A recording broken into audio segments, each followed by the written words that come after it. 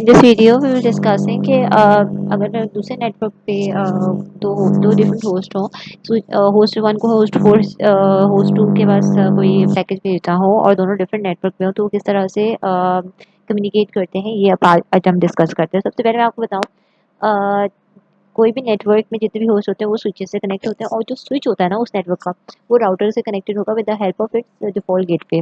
तो जनरली जो है हर आईपी का जो सारे पॉसिबल होस्ट होते हैं उनमें जो 9.1 होता है वो यूजुअली डिफॉल्ट गेटवे के तौर पे यूज़ होता है। But it is a good practice, और ये डीएचसीपी इसको मैनेज करता है कि बाकी होस्ट को क्या आईपी देनी है और इसको क्या आईपी देनी है, ये सब चीज़ें डीएचसीपी हैंडल करता है। ठीक है। लाइक वे स्विच टू की, तो और राउटर के साथ जितने स्विचेस कनेक्ट होते जाते हैं तो उनका जो नेटवर्क आईपी होता है ना, जो ये नेटवर्क आईपी है, जैसे यहाँ पे ये है और वहाँ पे यहाँ पे ये है 10.0 और 20.0, तो ये सारी जो है ना राउटर अपनी एक राउटिंग टेबल में स्टोर करता है, और उसके जिस भी इंटरफेस से ये 0.1 से कनेक्टेड है तो इसकी आईपी सिग्निफिकेंस डाली हुआ 0.2/2 को इसने 20.0 के नेटवर्क के लिए डाला हुआ है। ठीक है। तो ये इसके पास अलग से सेव होता रहता है। ठीक है।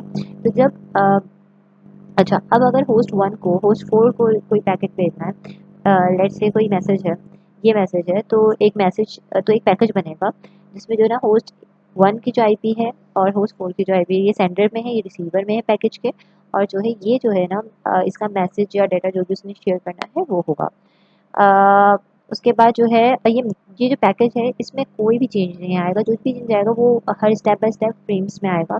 और मैं आपको बताती हूँ क्या स्टेप्स होंगे। सबसे पहले ये होस्ट वन से इस डिफ़ॉल्ट गेटवे तक जाएगा, तो पहले इसको डिफ़ॉल्ट गेटवे का मैक एड्रेस फाइंड करना होगा, जो हमने एआरपी के ज़रिए फाइंड किया है वैसे ही फाइंड करेगा, और फिर इसको ये जो मैसेज हमने प्रीवियसली देखा वो पहुंचाएगा। देन ये जो डिफ़ॉल्ट गेटवे यहाँ से यहाँ राउटर के पास चला गया, राउटर अब फाइंड करेगा ये नेटवर्क कहाँ है और इस नेटवर्क को वो मैसेज फॉरवर्ड करेगा। फिर जब वो इसके डिफ़ॉल्ट गेटवे पे आएगा तो default gateway first of all ARP request के ज़रिए जो है होस्ट का एड्रेस फाइंड करेगी, और जो है मैक एड्रेस फाइंड करेगी, एंड देन वो उसको फाइनल मैसेज जो है इसको फॉरवर्ड करेगी। तो पहले देखते हैं कि होस्ट वन जब ईआरपी कैसे भेजेगा और कैसे वो उसको मिलेगा। तो इसकी जो रिक्वेस्ट होगी वो इस तरह से होगी कि ये अपना मैक एड्रेस, उसका अपना आईपी एड्रेस, जो उसको डिफ़ॉल्ट गेटवे का जो आईपी है, और जो ये क्योंकि उसको पता नहीं है मैक एड्रेस, तो ये 000 डाल देगा और इस आरपी पैकेज को ब्रॉडकास्ट कर देगा इस ब्रॉडकास्ट मैक एड्रेस के ज़रिए। उसके बाद क्या है कि जब ये अ, ये जो रिक्वेस्ट है, अभी सिर्फ आप इसको देखें, आप इसको भी इग्नोर करते हैं। तो ये जो रिक्वेस्ट है, ये जब इसके पास जाएगी, ये जो एआरपी रिक्वेस्ट है इसके पास जाएगी डिफ़ॉल्ट गेटवे के पास, तो ये डिफ़ॉल्ट गेटवे ये रिस्पॉन्स देगा।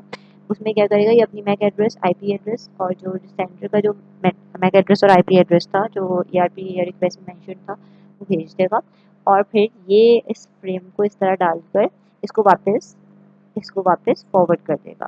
ठीक है।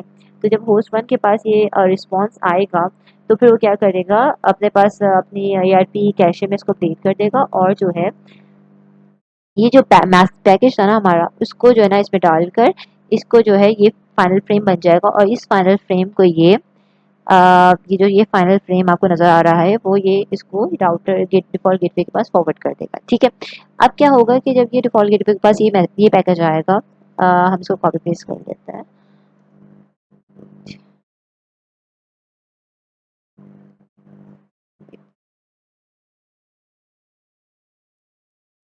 अभी जब मैसेज जो है इसके पास आएगा डिफ़ॉल्ट गेटवे पे, इसको एज इट इज़ यहाँ पे फॉरवर्ड कर देगा।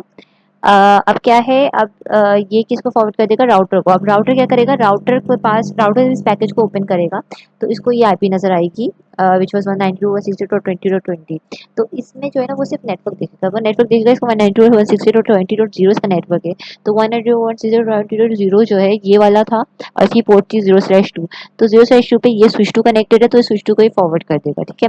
अब जब स्विच टू के पास जाएगा तो स्विच टू ने भी इसको पैकेज को खोल के देखा होगा, तो स्विच टू के पास ये वाली आईपी आ रही होगी। तो अब इसको इसका मैक एड्रेस नहीं पता, तो उसके लिए वो एक और ईआरपी रिक्वेस्ट जनरेट करेगा, जो कि ये होगी। वो ईआरपी रिक्वेस्ट जनरेट करेगा, इसने अपना मैक एड्रेस डाला है डिफ़ॉल्ट गेटवे का। उसके बाद इसने 000 डाल के यहाँ पे 20 करके भेज दिया, और यहाँ पे ये इसने आर पैकेज भेज दिया। ठीक है। अब इसका ईआरपी रिस्पॉन्स ये आएगा, ये आएगा कि ये जो ये वाला होस्ट है, होस्ट फोर, ये इसको एक्सेप्ट करेगा और जो है ये अपना मैक एड्रेस डालकर आईपी अपना डालकर उसका आईपी डालकर और मैक एड्रेस डालकर ये वाला रिस्पॉन्स फॉरवर्ड करेगा। और फिर जो है फाइनली ये मैसेज जो है अब क्या है, अब जो है ये जो इसको ये रिस्पॉन्स मिल गया ना डिफॉल्ट गेटवे को, ये वाला रिस्पॉन्स मिल गया, ये वाला आर्प वाला रिस्पॉन्स मिल गया। अब इसके पास क्या आ गया, इसका इसका जो है सेंडर का मैक एड्रेस आ गया। अब क्या करेगा ये इस पैकेज के अंदर सिंपली ये जो पैकेज था, ये पैकेज के वो जो है ना फ्रेम में डालेगा, उस फ्रेम के अंदर ये वाला डी वाला मैक एड्रेस डालकर फाइनली होस्ट 4 को ये मैसेज फॉरवर्ड कर देगा और इस तरह से उसको ये फाइनल मैसेज मिल जाएगा।